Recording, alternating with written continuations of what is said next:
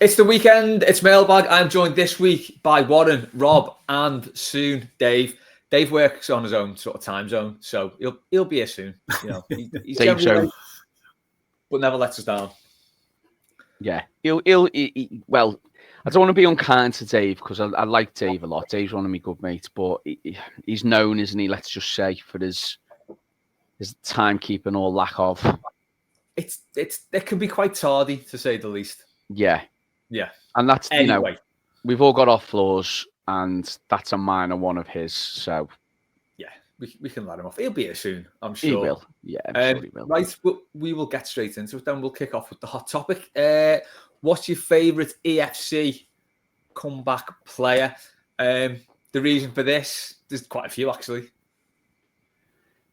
But not Moyes coming back now. No, it's Moyes coming back. Moyes, West Ham, Richarlison's being coming back. Just on that, how do you both feel about the return of Richarlison? I'd be bang into it, to be honest. I don't know. I mean, his record's not done it really. His injury record's not been great, has it? I think I'd be all for it from a player point of view. He is the type of player we're missing. I know we've got, when Njai's fit, and we've got that bit of. I think someone like him could work really well with Richarlison, and I think that where we've lacked the, I know Beto stepped up, but just that player alongside him, like a wing sort of direct attacker kind of player, we've missed. And I think that it's no coincidence that Calvert-Lewin's form's dipped since Richarlison left as well. So purely from a player point of view, I'd love him back, and he clearly loves us, doesn't he? But I haven't heard all this being away. I've been away, haven't I? What is this being a concrete rumour, has it, or? No, I don't know if it's just been on the sort of news aggregator sites, just putting two and two together. But I'm here for it. Rob, what about you? Yeah. No, you've only got to look at his record with us when he was with us, with and without him, Mike. And it was, we were dreadful without him, really, and pretty good with him, like. So, we've not had a lot of creativity the last few years. Never mind the last couple of years. So, and he's clearly not. It's a bit like when Pino went down there. He's not, again, comeback player. It's not really fitted in down there, has he? Really, like so. No, well, funny you should mention Stephen Pienaar because I've lost my list there. Right, go ahead. We'll come back to that in a minute. I'm all over the shop here. Warren, who's your favourite EFC comeback player then? After all that, favourite comeback player, it's got to be Big Dunk, hasn't it? I think when he came back the second time, he was maybe not the player he was when he first left, because I think he definitely had some really elite qualities about him, Duncan, before he left. And I think the thing with him, and I always felt anyway, that if he was playing in a team a bit later in sort of, if he was playing in a team that was later towards the end of his career when he came back, I think he would have been not as much pressure on him to play him, because I think he was played a lot when he was injured, wasn't he? Which didn't do him any favours, where we kind of had to just because of how bad we were. I think maybe if we'd have had a team around where we could have given that opportunity to not rely on him as much, I think we would have seen the full benefit from him. But I think, when he left, it was just horrible, wasn't it? That the news coming through, and it felt like the end of all sort of chance we ever had of doing anything ever again. And then coming back, it was quite emotional and quite. It was maybe not he was maybe not the greatest of players when he came back again, but he had that season, didn't he, when we made Champions League, where it was definitely in his swan song, and we saw flashes of his best again. And on his day, he was unplayable. We just didn't see it often enough, unfortunately, did we? So I'd have to go Duncan. It's a great shout. He was picked on a recent Old New Borrowed Blue. And I remember when I was sort of reading up on it, he actually played more games in his second spell for us. So he played 107 and scored 35 in his first spell. That's discounting the loan. And then his second spell, he played 123 and scored 23. So the scoring record was very similar across both periods, but it's quite mad that he played more from 2000 to 2006 than he did in his first spell. Yeah, and he, I don't know. I just always maybe because the early 2000s teams, it was a bit of a drag. I mean, I know it's been worse the last few years, but there was never anything really exciting about the Smith era, and then going from Howard Mark II into that time period, and he was sort of lumbered and stuck in that team, and I just never felt there was anything really ever exciting, or that Everton team never felt like it was going nowhere. And then when Moyes did come in and he got us playing good stuff and he got us up there, and then, as I say, that Champions League season, I mean, Duncan was brilliant that year. The Norwich game, and I think everyone goes on about the Man United game, of course, and that was one of the great Goodison nights, but that Norwich game when he come on and he got us the winner, and he did that a few times that year, and it was, he was definitely a key part of that Champions League qualifying team. But yeah, Duncan's the best returning player, got to be, and he should have got us through those Champions League qualifiers, but we won't pull at that thread. Rob, who's yours? But I was going to say Dunk. I remember when he came back and Alan Myers brought him out and he interviewed a few people. He probably shouldn't have done, and this guy said, "It's made my life." So just big Dunk beside.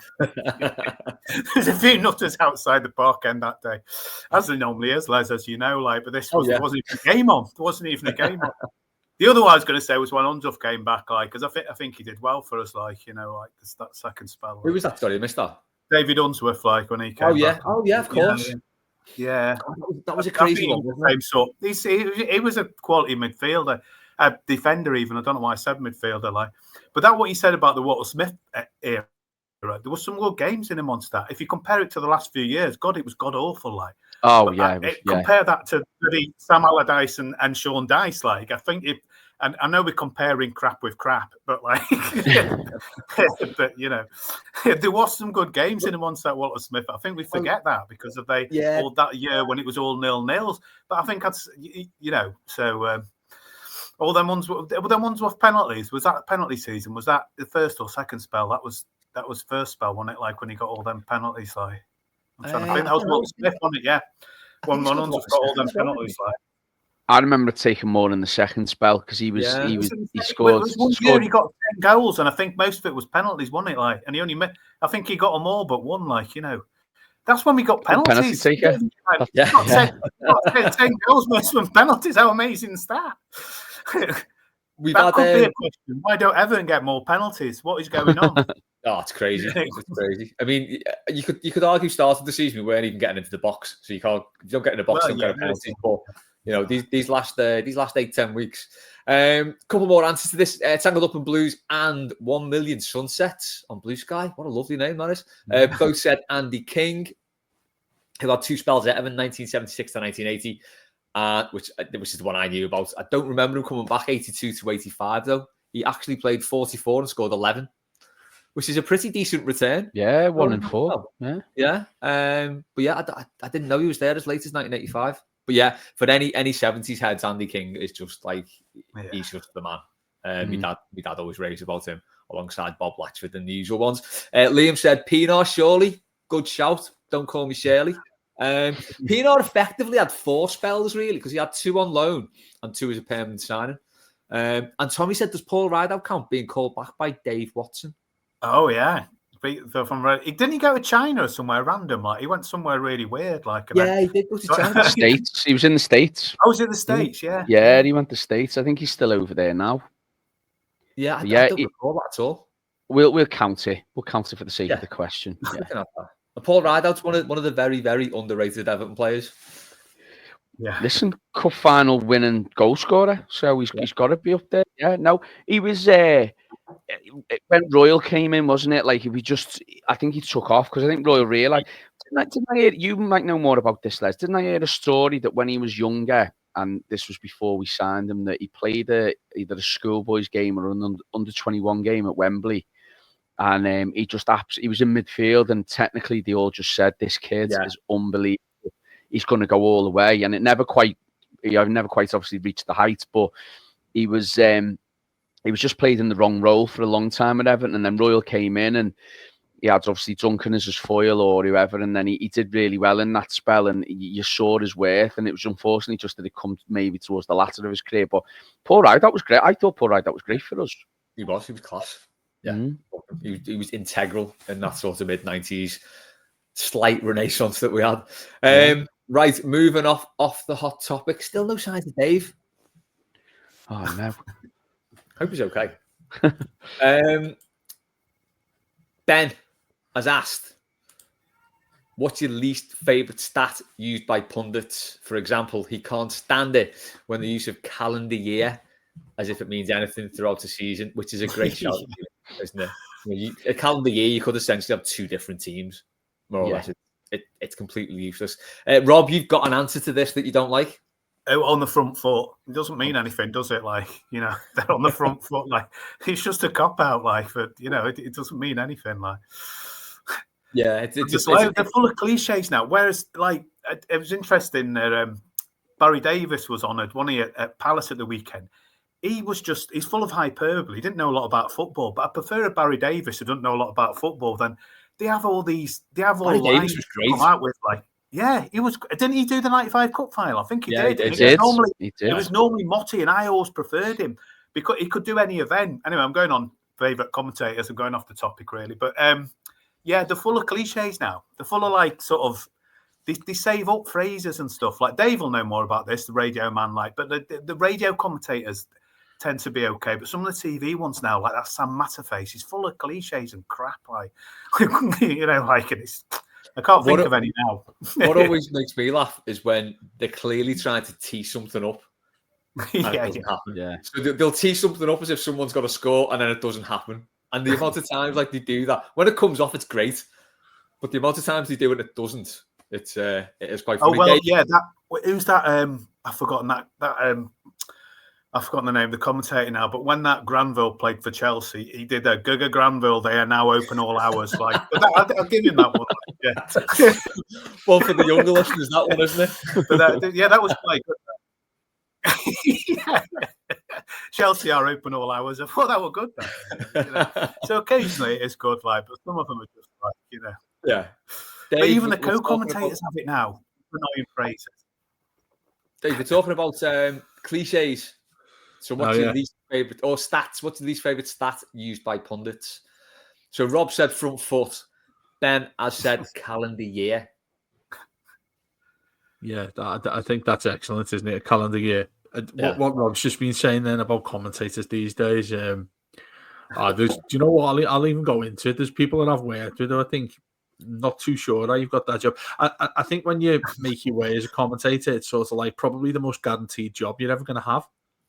Do you ever see a commentator you don't really hear anymore? I think regardless of how they commentate, and we could just sit here criticising them all night long, they're still going to be the commentator. It's not like anyone's ever going to get sacked as a commentator, are they? And I heard you mention there, Rob, as a comment about Matterface. He's one of the worst. He's shocking.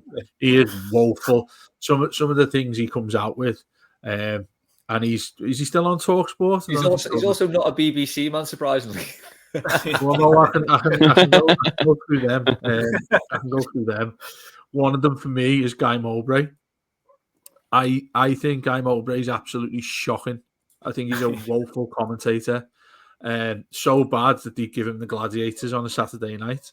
I just think every single thing he says, he's trying to be ironic.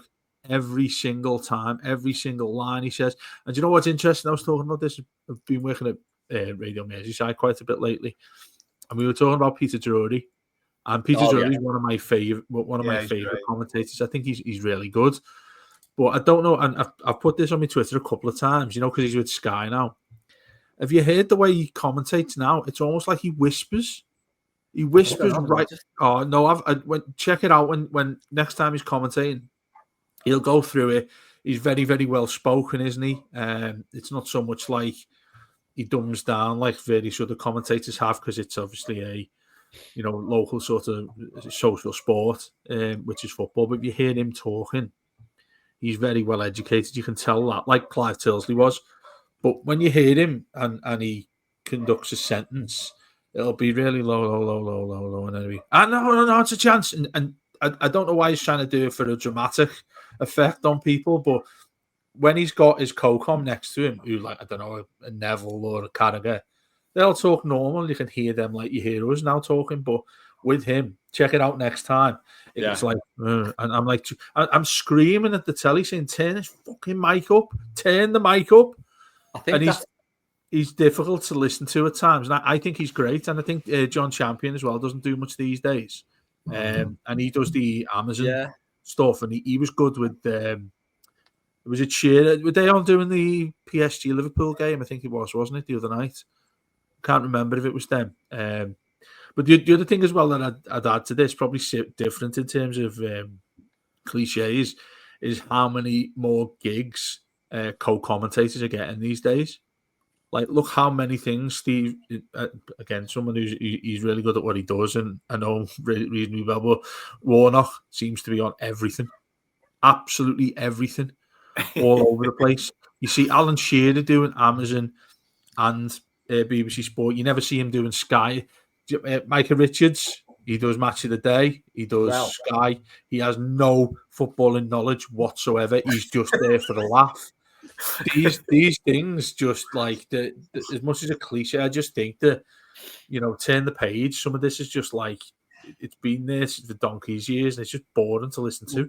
This new weirdo at the BBC is going to put paid to that, apparently. So this fella, me. No, I heard about this. Yeah. So he said he wants Match of the Day to be more stats based than analysis based, because people can watch the game anyway. You don't watch Match of the Day for analysis. You might have like a little 30 seconds after it, but that's not the point. We seem to think hence Micah Richards being on it. What's that? Hence Micah Richards being on there, because he's there for the laugh. You watch what's the show they do? What's the bloody show he does with that used to be James Corden who presents it? A League of Their Own. Talking about this again, Dave. No, he's on it. He's on it for the laugh. He's on the American one as well. With CBS. Kate Abdo who presents it. Yeah, and it's always got to be a laugh. He's never had no analysis on players because he was pretty shit as a right back. Or he was on that thing in the Mirror. Did you see it that time where they went back to 2007 and tried to predict what the England team would be like I don't know, a decade later? And he was one of those players at right back there. And he still talks about it. He still refers to it. The only thing I remember about him was he scored an overhead kick in the last minute against us. I think it was an equaliser, and then swore in the post-match interview. That's pretty much all I remember. Well, there's what he did. I mean, did he win? Did he go to Roma? He was there with Fiorentina. Yeah. That's decent career, to be fair. Warren. So it's not so much a stat, but one of the cliches, because we're obviously talking about cliches, was when the commentators go, "Oh, you couldn't write a script like this." And it's like, well, yeah, you could really if you wanted to, because Dream Team was a show for 10 years on Sky, and there's been other football shows and dramas, so you probably could write a script like that. But just going on commentators again. Now, I'm having to defend Guy Mowbray here. I'm a Guy Mowbray fan. I think he's all right. Can't stand Matterface. I love that. I think he's all right. I'm a massive fan, but I think he's all right. I think he's all right. He's all right, Mowbray. Yeah, no, I think in general, there's not too many commentators who annoy me. But yeah, the all time was like Barry Davies, John Motson, and then if you had your Champions League football in the week on ITV, Brian Moore. They were the proper commentators back then. And just another one as well, I know Rob was saying about commentators teeing something up. I'll never forget when Jermaine Jenas was at Newcastle and he scored against Man United, and it was about 30 yards out. Genius by nature. Oh my God, I felt like punching the screen when Martin Tyler said that. And he's come out with a few, hasn't he, like that down the years. What was the Manchester Derby one he did? He did a Manchester Kevin De Bruyne Derby or something. He said something that was awful. It was such a bad one. All the Reds hate him, don't they? Because I think it was when... And he loves them. Was it when... Yeah, he does. Well, Martial, I think it was scored, or it might have been Rashford, and he scored, and he just simply goes, "Oh, yes!" And he literally celebrated the goal. Yeah. It was the year when, I don't know if it was the Gerrard Slip year or the 97-point year when City won the title, but... oh, no, it was the Gerrard one. It was the Gerrard Slip one when City went 2-1 up and he had another goal for Man City. And then Sterling scored, didn't he? What an amazing moment for Liverpool football, whatever it was. And then I've never seen ever that year as well, this hit home.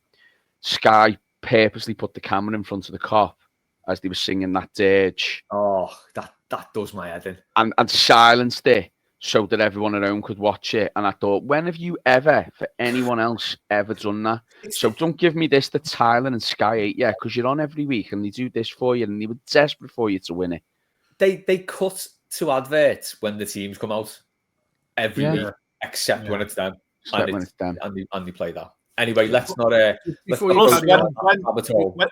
Plus, when it's the derby, they never show our away end turning our backs to it, which I think works brilliantly. But they never show that like on the live coverage, which I think works. It works brilliantly. Every away fan should do it. I do enjoy that. Just to finish though on a positive note with commentators, do you remember Peter Geordie's commentator when Barcelona played Roma? No one remember that? Yeah.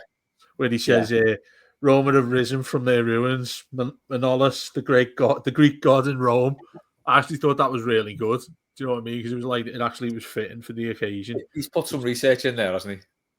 Yeah. The unthinkable unfolds before our eyes, he said. Just one more favourite as well. Do you remember when the ridiculous semi-final between Watford and Leicester? Yeah. The playoff. I can't remember who it was, but he's actually really good. And he said, "Don't scratch your eyes." Don't scratch your eyes. Yeah, yeah. That was really which is good. weird, but it somehow worked as well. Yeah, exactly. Yeah, like you'd scratch your eyes to check if it was real. Yeah, no one says you're actually chatting shit there, mate. It just worked. These aren't glasses; these are actually safety goggles, so don't scratch my eyes. Ben, another one from Ben. Would you rather? I'll come to you first on this, Dave. Would you rather do a live game watch along or one of those AFTV style public reactions outside the match after defeat? Personally, I wouldn't mind doing those vox pops after the game. I think it'd be quite interesting to speak to people and get the feedback. The watch alongs, I just don't get. I do not understand that at all. Why I'd watch anyone watching a game. Well, I'm glad you said that because it's sort of what we do anyway. Yeah, exactly. Reactions to the game. I think that's it. It was that old fella, wasn't it? The not Andrew Tate. What was his bloody name? His second name was Tate. Andy Tate, was it? Do you remember the Man United? Oh, the United fella. Oh no, yeah. On Moyes, that was actually Moyes. Yeah. He has lost the fans tonight. When he started doing that, and he's just spitting with anger.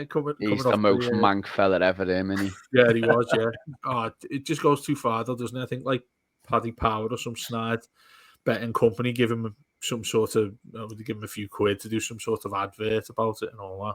But yeah, I think you're right. I think it's great, isn't it? When the Reds got beat, I think it was Jim Keown, wasn't it, who put together the compilation of the Reds all fuming at the end of it when PSG won the penalty shootout. You just put yourself in trouble there, aren't you? The bald lad, the Irish bald lad as well. I mean, I don't know. I think there's obviously a place for it because he's going to be getting money off that. That's why everything's done that way now, isn't it? For that reason, it's done for that. It's done for the clicks. It's done for the likes. It's over exaggeration. I mean, that little horrible little method who used to sit in his bedroom. Endo scores. Yeah, I mean, you can tell he's from obviously he's from Liverpool, but you can tell he just exaggerates the accent that little bit more. That's the one who said Mane is the greatest player in the world. Yeah, same. What was it? And if your mum had balls, she'd be your granddad. But he don't. Do you know what I mean? And he's proper his mouth's like that when he talks. I don't know all that. And I just think you're doing that purely. And you're like the over celebration, and I'm like, you're clearly acting. And that's what it's all about. And that's what I can't stand. I hate this. It's a modern football phenomenon, isn't it? I hate this, this idea that that's the new media now. Is and the whole thing. I mean, I'm going off on a slight tangent here, but the whole thing about limbs now, that used to be quite a pure thing to look for the crowds, and now it's become almost like when a team scores, how many pictures and videos can it take just to show how much limbs is going on? And it's just. But yeah, but I think I'm with Dave. Rob doesn't like it that much. He's got off. Yeah, I'd go for the rather than a watch. I think with the watch along as well, you're just lending yourself to be made viral and just to be made fun out of. Whereas with an after game react, I mean, the thing what I like as well, I think and this isn't our podcast, this is a lot of Everton podcasts as well do this, but I think when we do our reactions and when, you know, you're all in the pub and whatever, it's a genuine, it's not like anyone trying to be anything they're not, and it's just it's just a collection of fellas who are like, yeah, go on, we'll get involved and we'll have a chat, not like, how is this going to improve my Twitter following or in my Instagram following, and let's get a picture now and let's like say something controversial. So I don't think we do that. I mean, no one biased, but I don't think we do. So I'd rather do the reactions after the match than definitely a watch along. Just on that, one of the best after matches was after that Leicester game away. Matt did a bit in the ground. Oh, that was brilliant. He was people the thing, and then you were walking back to the station, Les, you and Matt, like, you could hear all the Everton fans, like, and that really caught the atmosphere. I thought that was brilliant. Well, Mose was brilliant on that one because Matt really caught the atmosphere. And then, is that his real name, Joe Strange? He should have been like, is it Steve Strange? Yeah, it is. Yeah. You know what I mean? Like, so like, and then you walk back and you kept saying, you can hear all that. You could just hear Spirit of the Blues everywhere, and it really caught, because we more or less, that was us staying up that day, really. Yeah, it was a great day, that. Mose was brilliant on that. If you get a chance to listen to it back, Mose was fantastic because he said a line, and I think I'm right in saying it, but it was brilliant because everyone was going mad about the results, and Matt said something about, I don't think Leeds have won either, and Mose just went, I don't even care at this minute, just because everyone around him was going. But it was it wasn't that, but it was something like that. It was a brilliant line, and that was one of the. I agree with you. That was one of the best post matches I've ever listened to. Yeah, definitely, because it really caught the atmosphere. So emotive, and it was just it was everything that was balmy about Everton in that last month of that season. And we never, Les, do we never like talk ourselves up or anything, but that sort of thing, quite proud of, isn't it? That like it's great to hear that purity after the game, I think, and no one says anything. They do. I mean, I've been hit plenty of times with saying like exaggerated things as if like I've said it just for reaction, but I don't think anyone ever does that with us. No, you know, you're not just saying if it hits or clicks or anything like that. I think that's probably one of the main selling points we've got to people listening to us is that there's like, you know, it's not an outrageous just for the sake of it. Yeah, and I think when you look at like AFTV, they want to be personalities. They exaggerate what their personality is to try and make a bit of a caricature of themselves. Yeah, he was the one. He passed away, didn't he? The older fella, Claude. Yeah, I think he passed away. He did, and then they replaced him with some really irate bald fella who was a bit like him but angrier. Who's the other one called? Troops, is it? As well. Oh, he's a. We're going into dodgy territory, but I don't even know these people. Anyway, I'm acting like they're imagine going to a match as an Evertonian, right? Imagine going in the Gladys Street and you're introduced to someone for the first time and you go, "My name's Troops." You'd get thrown out, wouldn't you? hold on, with a Z, by the way. Yeah, with a Z. How are you? You get destroyed. Like you, what? What's your name? Also, this thing of like filming your own reaction to a goal. Now I've been like this season, I've been doing walk-ups to the ground, so I've been filming our walk-up to the ground, and I feel a bit of a Ted doing that, to be honest. When I'm walking up, filming like that, I feel like a proper tourist. But it's just like sort of make it a lot. You document the last season, the last season. But honestly, walking in the park end with my phone like that, I feel a right knob. But I know I filmed Z cars coming out, the players coming out, and I'm like that with my phone. And I just felt like such a bellend, like you said. Imagine if you were doing that to yourself. Yeah. Absolutely crazy. Just on that Leicester game as well, we almost missed our train back because we all went for a KFC. But thankfully we did make it. Foxy being very ambitious here. I think he's hoping for tomorrow. When is it shorts weather? Do you have a time of year or outside temperature? I'm all for aeration. I've got a theory on this, but if anyone wants to throw their theory out first. Throw yours out. Go on. What's your theory, Les? So basically mine is, it's definitely not going to be tomorrow, the West Ham game, because we've got a high of 7 degrees. So my theory is it's got to be at least like 16, 17, maybe 15 between late March and late September, possibly the first weekend in October at a stretch. But I think it needs to be time and temperature. Where are you getting 17 degrees from at the end of March? We've had it. Yeah, because you live near the equator. You what? But we've had heat waves in March before. It was 15 last week. Look how south you are, though. I got sunburnt on my birthday once, so my birthday's on the 24th. So Yeah. 17 degrees at the end of March. If we're lucky, we get a nice. Some weeks years we away. get a nice March. We get a nice warm March, and then it leads into a little heat wave in April, May. April, the thing that always gets me with it is the Grand National, which is second week or the first week of April, or when the Masters is on, or when the snooker's on. That's when the weather tends to turn on for me. But having said that, the question about shorts, I'm playing golf tomorrow. I'm going to wear shorts. You're a short guy, Dave. You strike me as a short guy.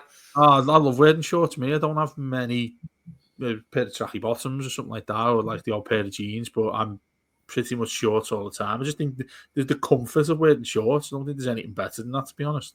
But with in the winter, I don't mind wearing them because it's like for 5 or 10 minutes you get outdoors and it's freezing. Or if you're going football, it's freezing. But like your legs adapt to it, so it's fine wearing shorts when it's absolutely freezing outside. I think the worst I saw, some lads in West Kirby years ago, we're talking about 10, 15 years ago, it was in, I think, about November, and they were walking around in shorts, flip-flops, and a big coat. Sort of idiot you get in West Kirby. Where were you then? What's that? Where were you then? What do you mean? I was in West Kirby, obviously. What about it was you divvy? What? Oh, no, you've missed the joke. I was saying that was it you, did it? Some West Kirby, obviously. Sorry. Rob, what are your thoughts on shorts? Well, I live in Derbyshire and people wear shorts all the time. I pass a guy on the way to work in the morning, taking his kids to school. He's always in shorts. And the other week when it snowed somebody I worked, this guy, I saw him, he's always in shorts, was wearing long trousers. So that's when it's cold around here is when the postmen wear long trousers. Every postman, but you get these guys who wear it. It's freezing up here.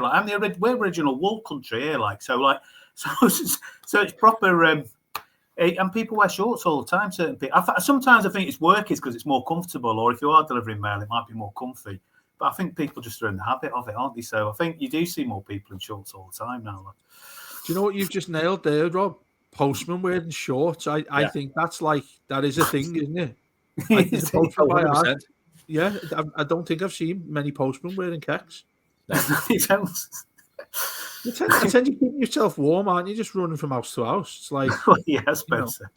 I suppose when you're a kid and you delivered the Echo, when you had a little paper job. Generally, I think I wore shorts when I did that, regardless of the occasion. Yeah, delivery's not an easy gig. No, not at all. Right, Rob. It's not if you work for DPD. A DPD guy delivered something the other day and he said, I can't deliver it yet. He had to wait for his initial delivery time before he could hand it over. Or he says anything, that's just getting ridiculous. Yeah. It is with the code stuff as well. Do you ever have someone asking for a code when they turn up with your stuff? Yeah. I'm standing there, listen, mate, I've not got a code. And I'm literally, I'll have it in my hands, trying to pull it off them. And they're like, no, I can't give you it. He goes, I'll just do a few more rounds. And he said, I'll come back if you've got the code. I'm like, no, he'll give me it now. Otherwise, I'm getting in the back of that van. I've never had that. They must trust us on the oblong. I've never had that at all. Yeah. When you're 17-degree weather in March, they must love it over there. I'm telling you. Right, we'll pick this up later, honestly. I'm telling you. Right, Rob, it's your question. Do you want to ask it? Oh yeah, David Moyes managed to swerve watching the game on Tuesday by being at the Empire. We don't want to trigger anything while he was there. It was for the theatre, the statues. We won't get into that. What creative ways have you avoided watching a game? I think we're all after ideas for Sunday afternoon because Warren picked up on this the other week. Both the teams playing on Sunday afternoon in the whatever dodgy drinks sponsored League Cup final they've got. If you ever tasted that stuff, I got given one for free. And it was that was too expensive. So what creative ways have you done? Somebody I used to work with, when they were in that one of the managers when Liverpool played West Ham in that horrible game, he went out for the day and he didn't know that, and he left his phone off. I thought that's genius. He just avoided him when they played, and I think that's what you've got to do, really, but it's hard to do. That West Ham game, I was at a wedding, and I checked my phone at the exact point that the score ticked over when Gerrard scored. I just shouldn't have done it. Oh, the cup final. Yeah, I think the final when West Ham were battering them, I think, weren't they? Yeah. The other one I've done is when they played Chelsea in the cup final after knocking us out in the semis. I went to Fact in Liverpool to watch a Norwegian thriller. Which was, which seemed very after. It was great. I had a great afternoon, to be honest. Came out and we'd been beat. Brilliant. Yeah, I mean, I've stayed playing snooker one time when was it? It was they had it was in the like a Carling Cup final or whatever it's called. Like Cup says, they're the ridiculous names they come up with it. Because they've won the Carling Cup, but they've won the League Cup a few times, haven't they? And it was definitely one of those in recent years where I was like, oh no, actually, I'll tell you when it was. When Manchester City beat them, and I think it was 2015. Or Liverpool might have won, or one of the two sides won, obviously.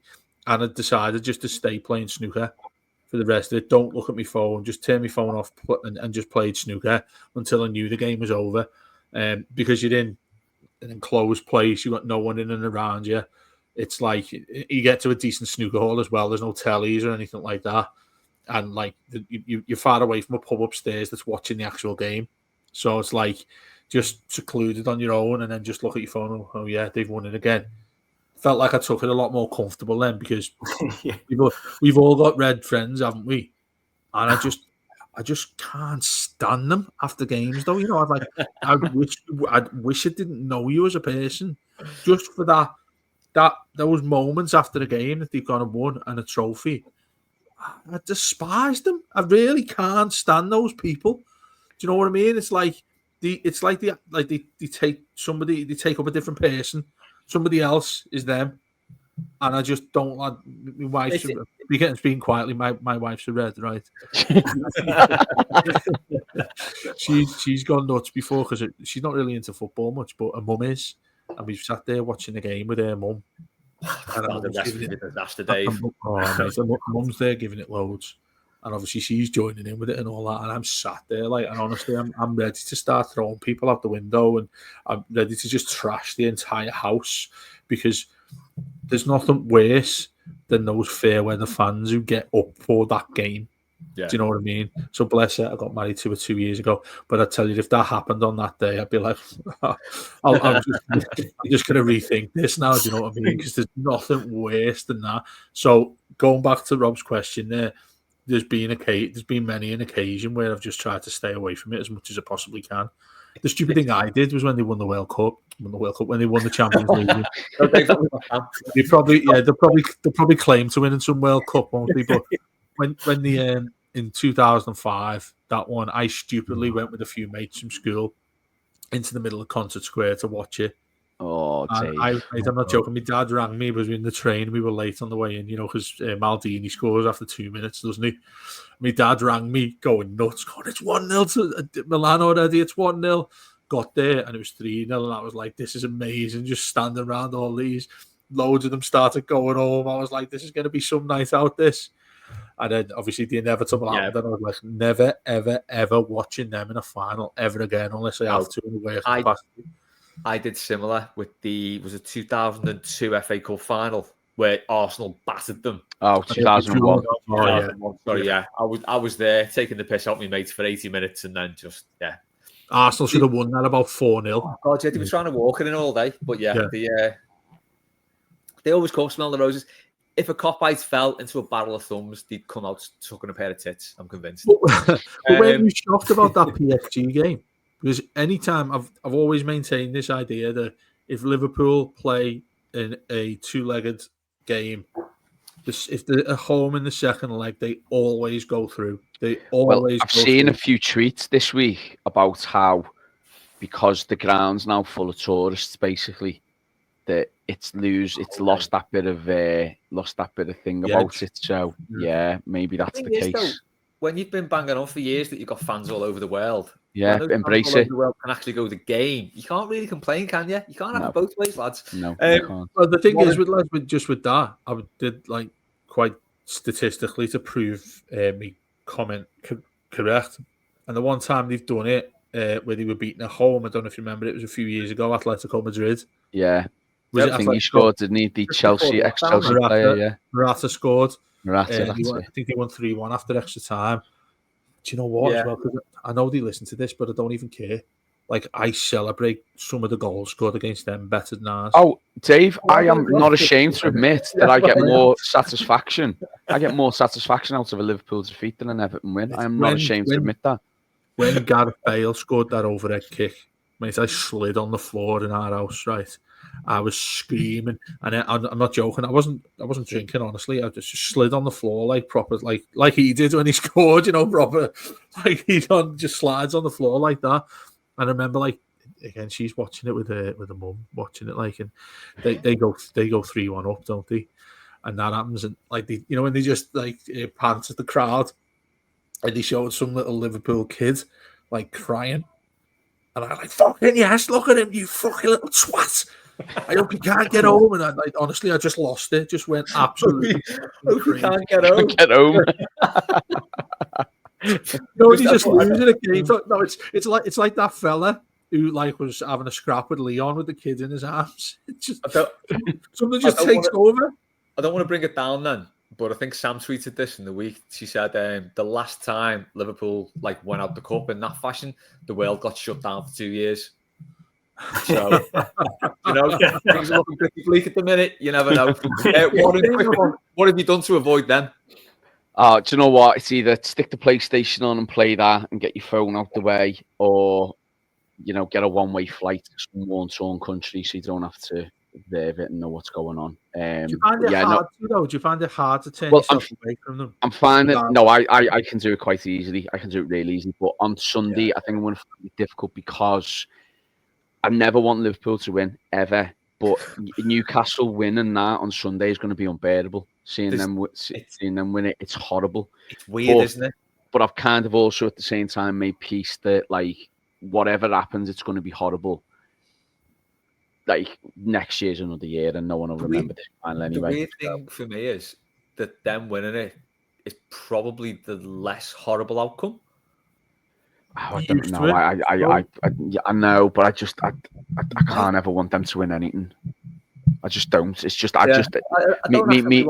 me hatred for them is more than me hatred for what Newcastle would experience their fans if they win it. Like I can deal with that. And I know what you're saying. They've won before and we're used to it anyway. But it's no. I just want them to lose everything. So I'd have to gun to my head. I'd have to want Newcastle to win. But it is as close as ever that decision, isn't it? Than it's ever been. So let's flip that on its head then. I want the kids. Toffee Nose has asked, "What's your second club? Which other teams' games do you like to watch, or results do you look for? They get your full-time support if you're wearing a blue." I think if Everton didn't exist, I just wouldn't watch football. But if I had to, maybe Tranmere, local team. Palace have got some good Palace mates, so maybe them. Or Inverness Caledonia Thistle, because my auntie used to live up there. Probably should go Ross County, because that's close to where my auntie lived, but I'm clearly a glory hunter, so we'll go with Inverness Caledonia. Warren, what are you saying to this? Hibs. Yeah, Hibs. I went up, I think I've told the story before on Mailbag. We had Hearts pre-season, and it was the time when Rangers were going through that, when they got done for the finance and they ended up having to start in Scottish League 2 and build the way up. And then if you're in the lower leagues in Scotland, you went to like their version of the, what is it called? What we have, the league trophy. We have, the Papa John's or the Carabao, not Carabao, or the LTV vans or the Johnston's paint or whatever it was, or the auto windscreens. You're playing that in Scotland. And Rangers had Hibs at Hibs, but obviously Hibs Hearts can't play at home the same day. So our game got put back to the Sunday. But we only had train tickets for the Saturday, so we went, well, should we go and watch Hibs then? And we got tickets in the Hibs end, and they thought it was amazing that a couple of Evertonians had come and supported them for the day. And we went for a few drinks around Easter Road afterwards. And I advise anyone to go if they've not been, because it's a little bit like Goodison in the sense there's a few pubs around. Yeah. And obviously the city centre of Edinburgh is on the doorstep, so it's great access to go back to the centre and stuff. But some really good pubs around Easter Road, and we got really looked after and taken in by them, to the point where I've gone back to Easter Road now about 3 or 4 times since. I went to the Edinburgh Derby, not the most recent one where they won. I went to the 1-1 early in the season.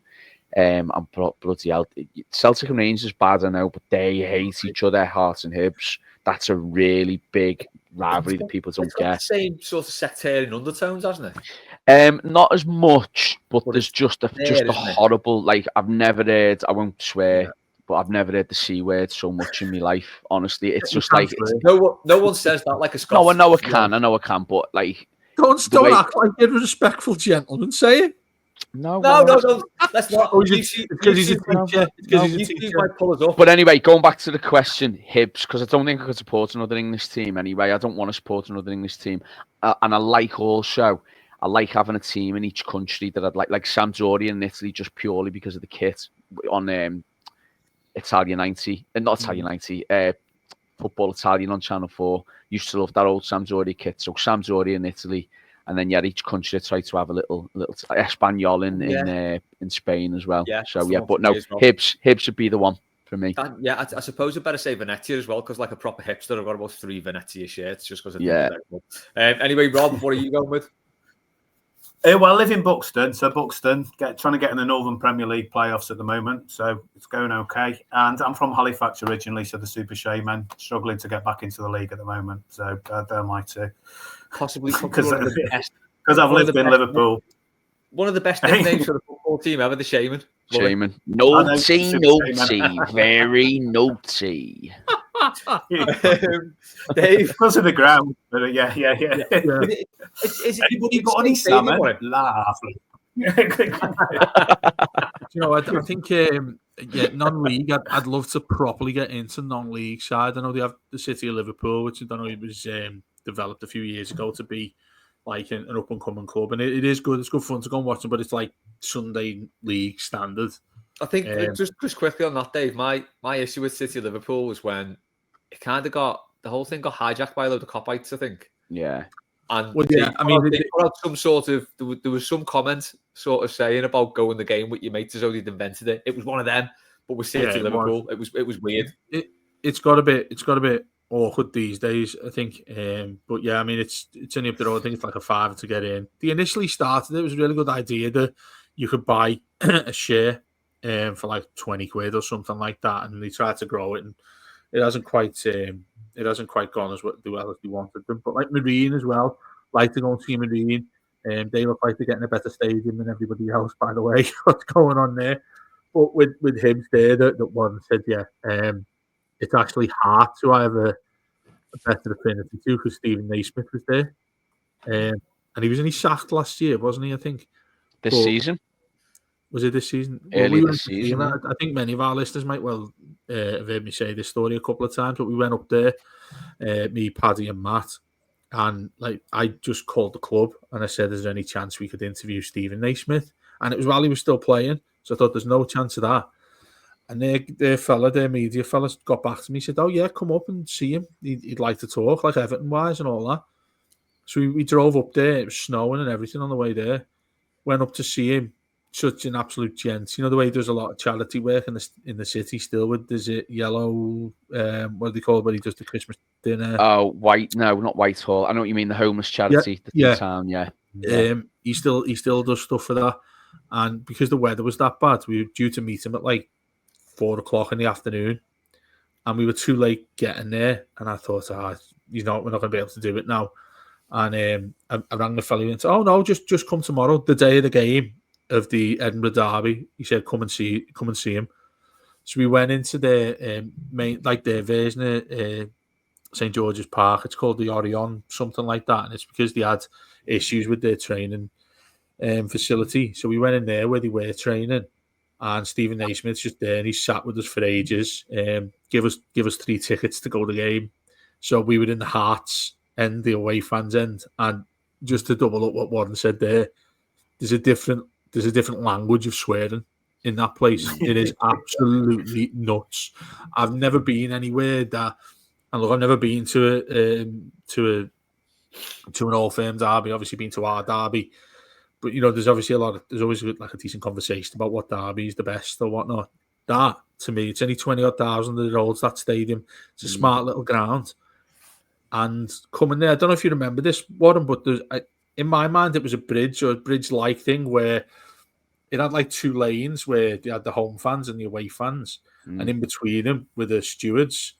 Oh my word, the amount of people that tried to go through the line, and I'm thinking, what are you doing that for? Do you know what I mean? There's literally no need to do that. You play each other 4 times a season. Why are you doing this? But they do. I'd encourage people to, if they ever get a chance, to go up, because it's really intense, but it's a great atmosphere. Can you imagine 4 derbies a year? You know. Well, that's it. And the thing about it, well, that's what I mean. That's why it's like probably less significant, because you're going to play them again in a couple of months' time. But obviously, it's that there's that much hatred up there. Yeah. Imagine getting that up 4 times though. We were in the away ends with the Hearts fans, mate, and we didn't even want to let anybody know that we were Scousers, let alone Hearts fans walking around there. And I think it's really funny, because Edinburgh's one of the most classy, nicest places in the world you can go to. Yeah, you've got proper fans who are like hardcore, would have a scrap if anyone said the wrong word to them. And the walk in from Edinburgh city centre to there, it's a lovely walk. To Leith, it is. Yeah, there's a massive park outside it as well. Warren, there's a big park on the walk there. Yeah. It was a night game as well. Just brilliant. Really great. Good. Everyone's got to, if you get a chance, everyone's got to go. It's brilliant. Easter Road's fantastic. Yeah. It's probably also worth pointing out at this point, not to go to Luis Suarez on this, but Hunt is also a term of endearment in Scotland. So let's leave it let's leave it. You heard. Right, Liam has asked. The other one's just on that. The other one they say is when they say pish. I love when they say pish. Pish, yeah. Yeah. Pish, who's your favourite sporting villain, Dave? Oh, that's a really good question. That that is really good. Liam Fitz, not Liam Goodtimes. He's up next. Someone else go first. I'll have to think about this, because I've got a few I absolutely despise who I think, you know what, I'd love him if he was at us. Right, we've got 10 minutes, so we'll rip through these. Okay. Okay. Go on, someone else. I'm gonna go for. I'm gonna go for. Who am I gonna go for? Clubber Lang on Rocky 3. That's a great one, that. Sporting villain got me. Yeah, got Rocky out of retirement. Found him in the eye of the tiger again. You ain't so bad. Yeah, Clubber Lang. There you go. Shout. Do you know what? It's good time to admit this. I've never seen a single Rocky film. Oh, wow. Okay. Anyway. Rob? The thing is, our football is boring now. Villains, like, there's not many around, is there? Like, I suppose it's part of the way the game's played, I suppose, and the old as Pep ruined football, so it's got rid of all the hard men, and like you said, Luis Suarez, he was a proper villain, wasn't he? Like, he'd love to have him on your side, Yeah, definitely. Yeah. I'd say he was a good villain. I've just googled him. That like sporting villains here. The Nick is a Kitty. How'd you say it? The tennis player. Kyrgios. Oh yeah. He's a cracker. Him. He knows how to wind people up, doesn't he? Oh, of course he does. Yeah. Starts just play he just starts flicking the ball and all that, doesn't he? When he's playing against Djokovic or something like that. Yeah, he's a bad boy. I'm gonna go slightly Djokovic different. Is another one. He likes winding people up, doesn't he? Djokovic. Yeah, that's what I mean. If you think about tennis, you had Djokovic and putting that to Federer, who was the ultimate gentleman of sport, and Nadal. But Djokovic, I can't stand Djokovic. But when they're amazing at what they do, it makes you hate them even more. Yeah. Probably reverse to this question, but I can't stand Ronnie O'Sullivan. I think Ronnie O'Sullivan is probably one of the worst bellends I've ever met. He's an absolute prick. I think when you see him do interviews, he's just say what you think, Dave. He's just an utter gobshite. I can't stand him. But I'd pay to go and watch him play snooker. Yeah. Okay, that answers the question nicely, actually. Yeah, I've seen him. I've seen him at the 147 in person. It's just ridiculous how good he is. Yeah. And some of that, he's won the world title the same amount of times as Hendry, and he only needs to win one more to get his 8th, which he'll probably go and do it at some point. But it's one of those, you ever get those talents in football where you think, even though you've done that, you could have still done so much more. And I think of Wayne Rooney in that regard. I think Rooney, as good as he is and what he's achieved, he could have done more. He could have done a lot more than what he went and did, because he was that much of an individual talent. Look what Messi did. Yeah. Really never won the Ballon d'Or. He could have done more with Everton, to be honest. So what? The fucker could have done more with Everton. Yeah. That's a good point, yeah. But Ronnie O'Sullivan, utter twat, but magic on the base. Mine's Diego Maradona, just because he annoys all the right people. Yeah. The people who hate Maradona are the people who you want to be. What you want to. Then is he a villain then? If he's your Shilton opposite to that, do you know what I mean? Yeah, I see what you mean, but Do you know what I mean? Just in general, a lot of people would say he's a villain for the handball and that, but he was just brilliant. Yeah. He won the game anyway, scoring that goal. He deserved to win it anyway, didn't he? He pisses Peter Shilton off, which is always good. Which is great, yeah. Liam, good times. Liam has asked, what's the last thing that made you look like Carragher on Tuesday?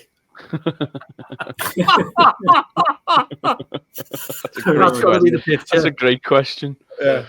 Oh, he listens to it, by the way, Carragher, so this will be quite funny. It was probably Man United the other week for me. Oh, God, yeah. Last thing that made me look like. Yeah, that's a good point, that.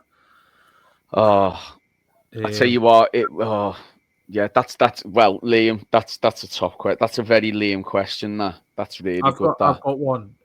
When Mane scored, when they hit the post and it trickled off the post, that one. I've never watched the derby more than that. And I don't want to mention it too much, but Pickford. I was chartered. I was in hospitality on the main stand in their place then, and yeah, my face was like ready to explode. Like, you know what his face is like? That, by the way, defied the laws of physics. By the way, the which the Mane rebound off the post defied the laws of physics. It should never have gone there. That shot. No, it was. Who did we have in goal? Was it Robles in goal? Robles was in goal. Yeah. Yeah. In fact, to be honest, that Van Dijk shot defied the laws of physics as well by actually staying in. Well, I'm not going to talk about it. I was going to say it spins backwards while it's in the air, and that's why it comes. It's like when you throw a basketball down the river dam or what. Anyway, shut up. Yeah. Hoover Dam, isn't it? Hoover Dam, sorry, River Dam. Hoover Dam. Yeah. And do you know what Carragher's face was like? Do you remember that thing? It was like it's still a bit of a meme when it gets announced that Brendan Rodgers has been sacked. Yeah, he grabs Thierry Henry puts his hand on his leg and he just turns to the camera and just goes like he didn't know what to say. Do you know what I mean? It's like that where you'd think if it was anyone else they'd be fuming. But it's like, I don't know what to say, so I'm just going to sit there and look angry and I don't know what's going on. Quick bit of news just in. Roger Armstrong has just won the final race at Cheltenham. Not Roger, a horse has won it, but Roger bet on it. So at least one of his 4 tips won for anyone who listened to Blue Monday at the start of the week. And another, the Wall Park, was second. Oh, it's broke even then, hopefully, Rog. Drinks it on Roger when he comes up, eh? Yeah. Oh, 100%, yeah. Rob? What's made you look like Carragher? I think that United game, definitely, it's, especially when the VAR takes ages and you think, oh, fuck off, mate. It's just like... Yeah. They keep talking about VAR. I'm not getting into VAR, but just shite. And then, when you see Buddy Howard Webb, like, oh, for God. Yeah. That shows on a lot now, isn't it? Webb and Owen. Oh, God. Yeah. Could you have thought of the worst player to interview a referee? No one asked for Let's it. get the most boringest, stupidest player ever. No, he's a good player, but no, when he's, on these punditry and stuff. Let's get him to interview the referee. Didn't Leon Osman do one? And that was a bit better. I think Osman did one, didn't he? That was a little bit better. He sounds a little bit too much like Stephen Warnock for me, but he's good. He's good, like. By the way, VAR come to a penalty shootout for the first time ever. Was that when? That was mental. Alvarez against the Madrid. Yeah, was that in a shootout? Yeah, he didn't realise. Like he blasted it in right down the middle. Like keeper's got no chance, and then because he slipped, they checked it. And I still haven't seen evidence of it, by the way. But apparently he's hit it onto the foot. No, he slipped. He slipped, didn't he? It's inconclusive. So if it's inconclusive, surely you've got because it doesn't change the trajectory of the ball. The keeper still goes the wrong way. It doesn't double hit. You think it's going to skip up or something. It doesn't. But why are VAR looking at that? I don't understand why VAR have got a right to take into that. You know what I mean? I know. Because it's Real Madrid. So Yeah, true. that's pretty Always much gonna get all through. it is. I mean, I just on that, if you think we're hard done by, fucking hell, imagine being an Atletico fan. Oh, El Pupas, isn't it? El That's what Pupas, they call it, amazing. don't they? Yeah. Yeah, Darren retweeted that in the week, didn't he? Yeah. The El Pupas, the unlucky ones. That's their nickname. They are basically our sister or brother club, whatever. I was going to say they wanted, you root for another club, Atletico, when they won the league that season, where they had to beat Barcelona on the last day. The thing is, even that season, Madrid got the last laugh. Real Madrid. Yeah, they won the Champions League against them, didn't they? And that was last minute again, wasn't it? Yeah. Well, Atletico are looking like they're going to fuck it up this year as well because they were leading it, weren't they? Were they still in front? Are they second? I don't know. I haven't looked at the Liga. Last two, Gary's asked. I backed Big Red to win the treble after winning a PSG away. Thought, given my luck with gambling recently, what's to lose? When have you ever backed Big Red as an insurance? And the question just cut off there. I don't know. And when have you ever backed Big Red as an insurance? I did it after they beat us in the semi-final, the Distan one. I put 20 quid on them to beat Chelsea because they were underdogs, and I thought I'm happy here either way because if they win, which I thought was going to happen anyway, I'm going to make a loads of money here. And if they get beat, it's the best 20 quid I've ever lost. So it's making money out of misery. That's what I call it. But yeah, I've done that a few times. Do you know what? And what I also did, the Brighton 5-1. I know this isn't Big Red, but the Brighton 5-1. We were 3-0 or 4-0 up at half. We were 3-0 up at half time, weren't we? Brighton. I put a tenner on Brighton to win. and do you know what? And the odds go up in play, odds go up. I think even a 4-0, I put a fiver on Brighton to get a draw because I still thought, this is Everton. But yeah, and that was the best £15 I've ever lost. That brilliant. I've got one of my mates. When he got beat 3-0 by Barca, and the second leg was at Anfield, and he put a tenner on them. And I think he got to a price like 60-1 to win to go through.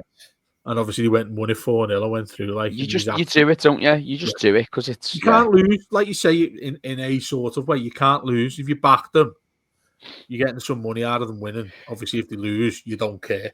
So, but like Sunday, for instance, if Newcastle go 2-0 up, I'd put a tenner on Liverpool to win 3-2. I'll always do that because the amount of times these stupid little things happen. Devil's Club. Yeah. Satan's Lounge Band. Rob? No, not. I don't really gamble, really. But I'm with you. I don't do that. Good, rotten. Yeah, you're a good man, Rob. Well done. Yeah. Right, we will finish on this then from Tommy. Which Everton player would get a dragon to buy their product, and what would it be? Ooh. Jordan Pickford. Yeah. Always. And it would be a rave compilation album. Yes. I thought dragon was the literal dragon. I'm thinking Game of Thrones. I'm thinking the dragon cartoon film. It's just Smog or something. Yeah, I'm thinking, what, like a fire breathing thing? What's going on? Rob? I think Michael Keane would probably get a dragon to buy something. It'd probably be like a flat football or something. I don't know. Michael Keane would get a dragon to buy just one big, massive football boot. yes. Yeah. Take his big boot. Yeah. I'd go Beto with his KFC. That actually happened, didn't it? What? He did work at KFC, yeah. Sorry, I was saying, like, if he had his own KFC. Oh, okay, yeah. Or his own fast food. Yeah, his own fast food. I reckon he'd get a dragon to buy it, yeah. He'd get investments in that. Thanks for the awkward silence there, lads. I thought, what have I just said wrong? I've said something wrong. Dave, we thought your answer was so good. We were just amazed. That was all. You thought, what's he talking about there? For me, after the bit clever, it sounds like a dickhead. After the bit I had to cut out what you said about Beto the other week, I was like, "Oh, that was better when I said that was fine. It doesn't matter. I won't say it. It doesn't matter what it was. Did you leave it in? What? Did you leave that in? No, cut it out. It's on the cut. That wasn't even PG. That. Even by your standards, it was bad, Dave. Anyway, there we go. That's it for this week's mailbag. We're done. Flew by. We've made it to another Friday. The Toffees are playing tomorrow. Tell you what, I've not done this in a while. Let's have a quick score prediction to make us all look like knobheads tomorrow. What we got? What's going to be the score against West Ham, Rob? 2-1. 2-1 to the Toffees. Yeah, 2-1, I reckon. Run 1-1 at half time, and then some Beto second half. Gladys Go Street ahead. ends. Into that. Warren? I reckon this is going to come back to haunt West Ham because they shouldn't have got rid of Moyes. 3-0 Everton. Oh, love it. Dave? Yeah, I've got a recent run of form. I think that we're going to absolutely abuse people on the football pitch. So close, wasn't it? Dave, we've been going 1 hour and 4, and you were this close. I reckon we're going to batter West Ham. And I said that about someone earlier this season. We absolutely Leicester, you said. Yeah, it. you did. Yeah, Leicester. We'll batter them. So yeah, we'll batter West Ham. 4-0. Yeah, 4-0. Yeah, we won't concede. Go ahead. Yeah, I think I'll go with Warren 3-0. That's how. Yeah. Good stuff. Right, it's right. Cheers, lads. Thanks to Rob. Thanks to Warren. Thanks to Dave. Thanks to everyone who sent questions in. I'll do my housekeeping at the end here, by the way, if anyone's still listening. So if you're watching on YouTube, sign up to the Patreon. If you sign up to the Patreon, subscribe to YouTube. That's simple. Right, that's been Mailbag. We'll see you next week. Up the Toffees.